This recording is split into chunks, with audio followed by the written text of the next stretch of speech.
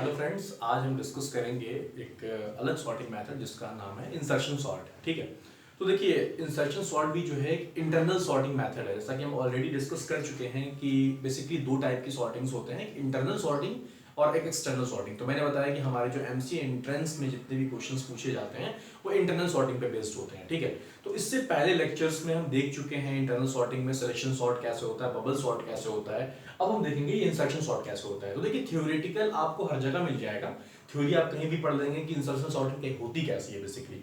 लेकिन हम आज प्रैक्टिकली से करके देखेंगे कि इंसर्शन सॉर्ट हम कैसे करते हैं, मतलब अगर हमारे पास एक गिवन डाटा है तो उसकी सॉर्टिंग कैसे करेंगे। ठीक है, तो देखिए इसमें है कुछ नहीं। इंसर्शन सॉर्ट में बेसिकली हम करते ये हैं कि जो भी गिवन सेट ऑफ डाटा है, ठीक है, मान लीजिए वो एक एरे में स्टोर है। ठीक है, तो हम करेंगे क्या, बेसिकली उसे इंसर्शन सॉर्ट में उस एरे को हम दो पार्ट में डिवाइड करते हैं। ठीक है, दो पार्ट में कौन कौन सा पार्ट सर? दो पार्ट होता है वो, एक होता है सॉर्टेड पार्ट, ठीक है, सॉर्टेड पार्ट, और दूसरा होता है अनसॉर्टेड पार्ट।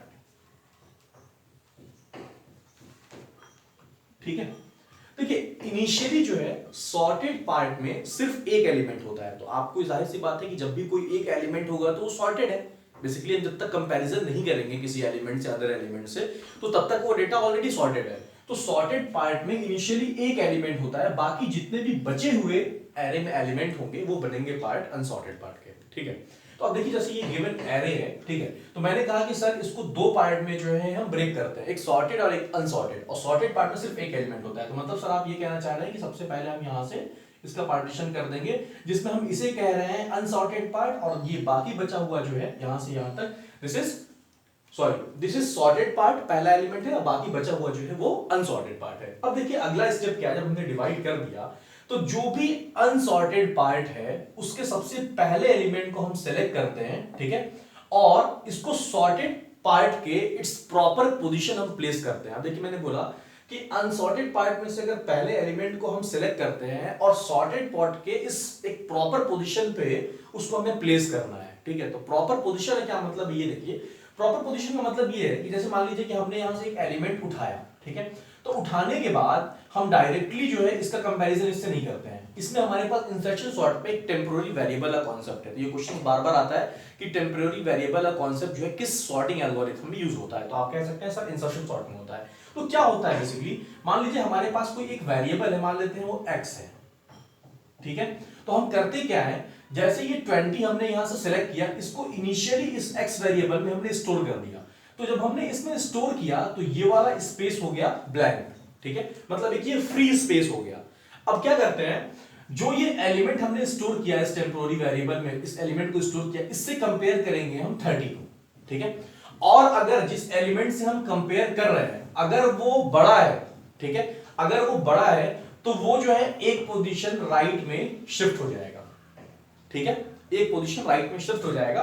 तो देखिए क्या होगा, बेसिकली जब हमने यहां पे 20 स्टोर किया, ठीक है, 20 30 से कंपेयर करो, 30 बड़ा है तो 30 शिफ्ट हो जाएगा। तो बेसिकली होगा क्या, जब 30 शिफ्ट होगा इस फ्री स्पेस में, तो अब जो नया वाला हमारा एरे बनेगा वो कुछ ये बनेगा। देखिए यहां पे इसमें एलिमेंट होगा, यहां पे जब ये शिफ्ट हो जाएगा तो ये फ्री स्पेस हो जाएगा, ये 30 हो जाएगा, उसके बाद बाकी जो एलिमेंट्स बचे हुए हैं 15 40 और लास्ट वन इज 25। ठीक है, अब क्या है, जब इस एलिमेंट से हुआ फिर आगे कोई एलिमेंट तो है नहीं, जीरो इंडेक्स से ही हमने कंपेयर किया इस 20 को, और कोई एलिमेंट तो सॉर्टेड पार्ट में है नहीं जिससे हम कंपेयर करेंगे। ठीक है, तब जब कंपैरिजन नहीं है तो जो भी इस टेम्पोररी वेरिएबल में वैल्यू स्टोर है वो आ जाएगी यहां पे 20। ठीक है, और अब जो इस फर्स्ट स्टेप के बाद, या कह लीजिए फर्स्ट पास के बाद, आफ्टर फर्स्ट पास, ठीक है, जो हमारा सॉर्टेड पार्ट है वो ये है, और बाकी बचा हुआ जो है ये अनसॉर्टेड पार्ट है। ठीक है, फिर अगेन क्या करना है, फिर सेम है। देखिए इसी प्रोसेस को हमें रिपीट करना है, और जब हम रिपीट करते जाएंगे और लास्ट एलिमेंट तक जब हम पहुंच जाएंगे, ठीक है, n-1th एलिमेंट तक, देखिए ये एरे 0 से स्टार्ट है, इंडेक्सिंग n-1th तक है, जब हम लास्ट में पहुंच जाएंगे तो वो डाटा जो है सॉर्टेड मिल जाएगा। और इन इंसर्शन सॉर्ट जो हमें डाटा मिलता है वो असेंडिंग ऑर्डर में होता है। तो देखिए इसी प्रोसेस को फिर रिपीट करिए। 15 है, फिर ये टेम्पररी वेरिएबल x में जो है ये 15 को हम स्टोर करेंगे। ठीक है, ये वाला स्पेस जो है वो ब्लैंक हो जाएगा। ठीक है, अब इसका कंपैरिजन देखिए, यहाँ पे इंपॉर्टेंट देखने वाली बात ये है कि सब जो x में हमारी वैल्यू स्टोर है 15, उसका कंपैरिजन किससे करें, 30 से करें या 20 से करें। तो याद रखिएगा राइट मोस्ट एलिमेंट से करते हैं। ठीक है, मतलब पहले इधर से एलिमेंट से हम करेंगे। तो 15 का कंपैरिजन अगर 30 से होगा और अगर 30 बड़ा है, मतलब जिससे कंपेयर कर रहे हैं वो एलिमेंट बड़ा है, तो वो किधर शिफ्ट होगा, राइट में। ठीक है, और क्योंकि ये स्पेस फ्री स्पेस हो गया था जब हमने इसको टेम्पोररी वेरिएबल में स्टोर कर दिया, तो 30 शिफ्ट हो जाएगा यहां पे। ठीक है, अब जब 30 यहां शिफ्ट हो जाएगा, अब 15 किससे कंपेयर होगा, 15 कंपेयर होगा 20 से। अब 15 जब 20 से कंपेयर होगा तो 20 भी बड़ा है, तो 20 भी कहां शिफ्ट हो जाएगा, राइट में। अब फ्री स्पेस यहां, अब कोई कंपैरिजन है नहीं है, तो अब जब कोई कंपैरिजन नहीं है तो जहां पे जो एम्प्टी स्पेस है वहां पे 15 स्टोर हो जाएगा। तो देखिए फाइनली जो हमें एरे मिलेगा इस स्टेप के बाद, वो मिलेगा 15, 20, 30, 40 और 25। ठीक है, अब जो हमारा सॉर्टेड पार्ट होगा उसमें 3 एलिमेंट्स हो गए और अनसॉर्टेड पार्ट में 2 एलिमेंट हो गए। ठीक है, फिर वही प्रोसेस स्टार्ट करिए। कोई हम टेम्पोररी वेरिएबल ले लिया x, ठीक है, अब वो एलिमेंट कौन सा है, 40, तो 40 स्टोर हो जाएगा इस टेम्पोररी वेरिएबल x में। अब कंपैरिजन किससे करना, मैंने कहा सर जो एकदम लास्ट एलिमेंट है उससे करेंगे। तो 40 का कंपैरिजन जब 30 से होगा, देखिए ध्यान से, जब 40 का कंपैरिजन जो है 30 से होगा, ठीक है, तो जब 30 से करेंगे तो 30 छोटा है, कोई शिफ्ट होने की बात नहीं है। ठीक है, उसके बाद देखिए जब ये सॉर्टेड पार्ट है तो इसका मतलब तो क्लियर है कि आगे कंपैरिजन करने की जरूरत नहीं है। जब ये छोटा है तो ऑलरेडी इससे छोटे वाले इधर होंगे, क्योंकि वही हम काम ऊपर से करते आ रहे हैं।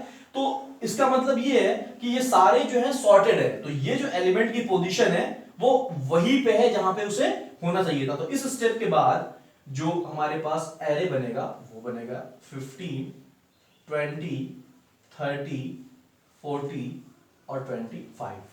ठीक है, अब हमारा जो सॉर्टेड पार्ट है वो देख लीजिए। अब सॉर्टेड पार्ट ये है और अनसॉर्टेड पार्ट एक एलिमेंट बचा है। ठीक है, सेम प्रोसेस सर, एक वेरिएबल लेंगे x इज इक्वल्स टू, इसमें क्या स्टोर कर देंगे, जो ये टेम्पोररी वेरिएबल 25। इसका कंपैरिजन किससे होगा, इसका कंपैरिजन होगा लास्ट से। तो जब सर लास्ट से होगा इसका कंपैरिजन, तो 25 और 40 में जब कंपैरिजन होगा तो 40 बड़ा है। मैंने कहा जब बड़ा होगा तो वो राइट में शिफ्ट होगा, और शिफ्ट होगा कहां पे, जो ये एम्प्टी स्पेस है, जो खाली स्पेस मिला हमें इस वैल्यू को टेम्पोररी वेरिएबल में डालने के बाद, तो 40 आ गया यहां पे। ठीक है, अब 25 किससे कंपेयर होगा, 30 से। 30 बड़ा है तो ये भी एक पोजीशन शिफ्ट करेगा। ठीक है, तो देखिए 40 यहां आ गया, 30 यहां चला गया, फिर 25 है। अब 25 किससे कंपेयर होगा, 20 से। अब देखिए 20 बड़ा नहीं है, 20 छोटा है, तो जब 20 छोटा है तो उसकी पोजीशन चेंज नहीं होगी। अब जो ये एम्प्टी स्पेस है वहां पे 25 आकर के स्टोर हो जाएगा। तो जो फाइनल हमारे पास एरे बनेगा, वो फाइनल एरे का जो एलिमेंट होगा वो होगा 15, 20, 25, 30 and the last one is 40। अब देखिए ये सारे जितने भी एलिमेंट्स हैं ये सॉर्ट हो चुके हैं और ये असेंडिंग ऑर्डर में सॉर्ट है, आप देख सकते हैं। तो ये एक इंसर्शन प्रोसेस का एक रूल था। ठीक है, अब देखिए क्या करते हैं, बेसिकली हमने कोई भी सॉर्टिंग एल्गोरिथम पढ़ा है उसमें हमने उसकी रनिंग टाइम या कंप्यूटेशनल कॉम्प्लेक्सिटी पढ़ी है, क्योंकि जो क्वेश्चंस आते हैं मेनली वहीं से आते हैं। ठीक है, तो देखिए बहुत आसान है इसका याद करना, जिसे मैं कह रहा हूं running time and computational complexity.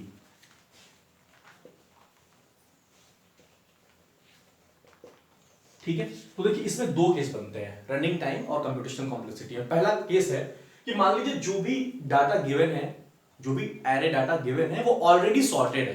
तो देखिए अगर ऑलरेडी सॉर्टेड भी होगा तो हमें ये काम तो करना ही पड़ेगा।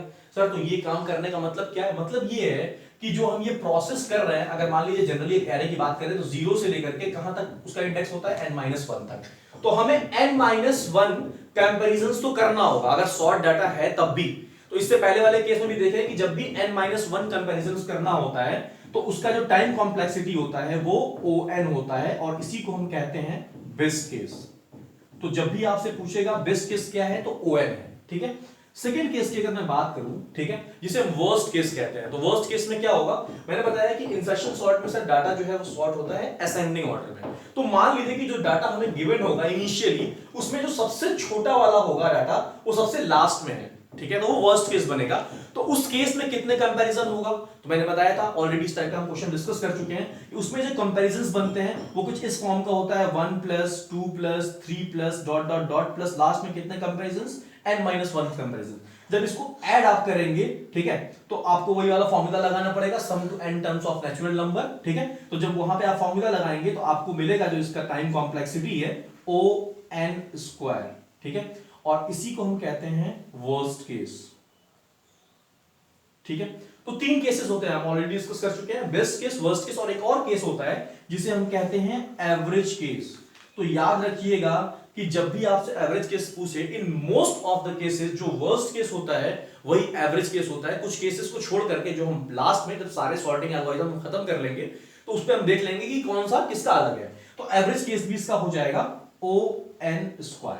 ठीक है, तो ये आपको टाइम कॉम्प्लेक्सिटी याद रखना है और इंसर्शन सॉर्ट के ये मेथड याद रखने हैं। ठीक है, थैंक यू वेरी मच।